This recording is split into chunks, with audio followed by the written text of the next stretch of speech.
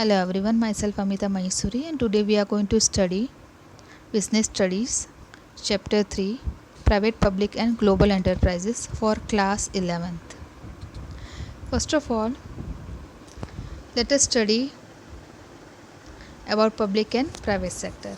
In Indian economy, there are two types of sector, public sector and private sector. The public sector, it includes departmental undertakings, statutory cooperation, government, companies. In private sector, as we have already studied in chapter 2, forms of business organization, sole proprietorship, partnership, joint Hindu family, cooperative, company, that is limited, public limited and private limited company, and multinational companies, right? So before we start about private sector and private sector enterprises and public sector enterprises, okay, first of all let us see that in what way government after independence laid down some of the industrial policy resolution. So what is industrial policy resolution? Industrial policy resolution from time to time defines what it do. It defines the area of activities in which the private sector and public sector are allowed to operate.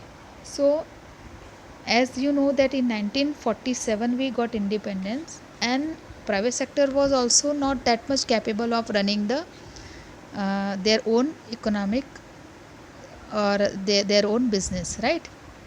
So mostly the burden was on the public sector, means on the government. So in industrial policy resolution 1948, the government of India had specified the approach towards development of industrial sector. As they were knowing that till they will not grow or develop industrial sector, it is impossible for our economy or our country to have growth. So they clearly defined that what will be the roles of public sector and private sector in country, right? So in 1948 Industrial Resolution Act, they defined that what should be the role of private sector and what should be the role of public sector in the economy. Later on in 1956, again they put some certain objectives in the industrial policy resolution. These certain objectives were for public sector, that how public sector will be helping in accelerating the rate of growth and industrialization, means how growth of our country will be more, right, with more speed, and how we will be having industrialization in our economy. So that was being projected by the government in 1956 industrial policy resolution, and they gave more importance to the public sector as private sector was not that much developed at that time.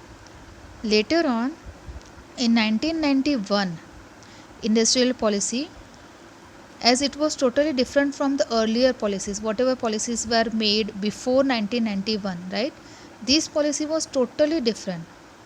And in these policies government was deliberate this investment of public sector and allowing greater freedom to the private sector.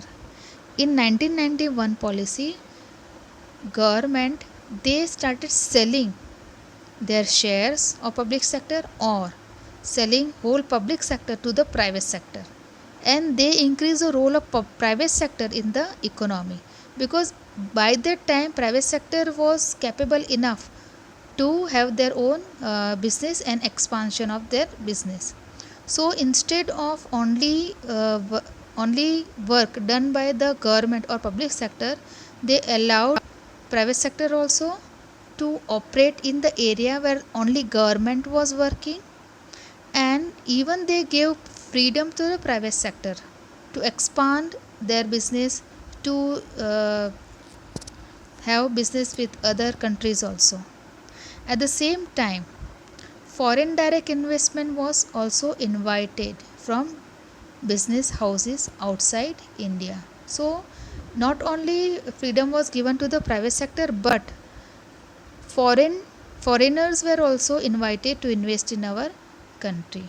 Thus multinational corporations or global enterprises which operate in more than one country gain entry into the Indian economy. So all the global enterprises, right, multinational corporations which are already running or having branches in different countries, they also got entry in our Indian economy.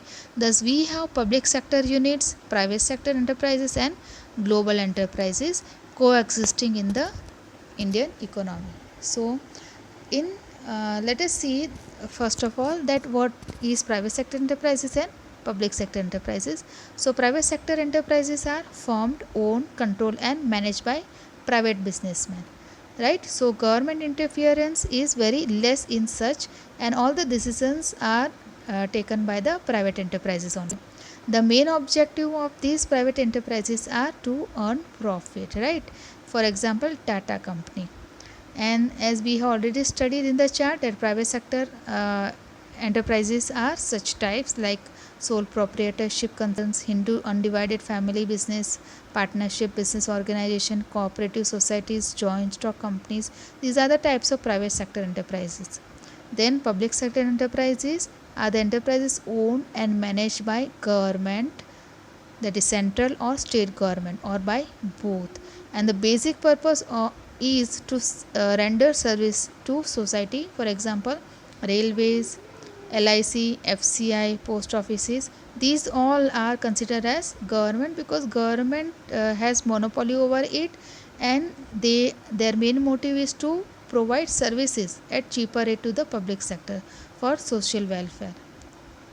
Forms of public sector enterprises are departmental undertakings, public corporations, government companies. For example, here is given Post and Telegraph is totally under the government. Reserve Bank of India is totally under the government, it is the government bank. Then ITI Limited, that is Indian Telephone Industries, right? These all are the companies which are operated by the government. Okay, so related to all these, like in detail, we are going to study later on. Till now, I hope everybody understood. Thank you, everyone. All the best.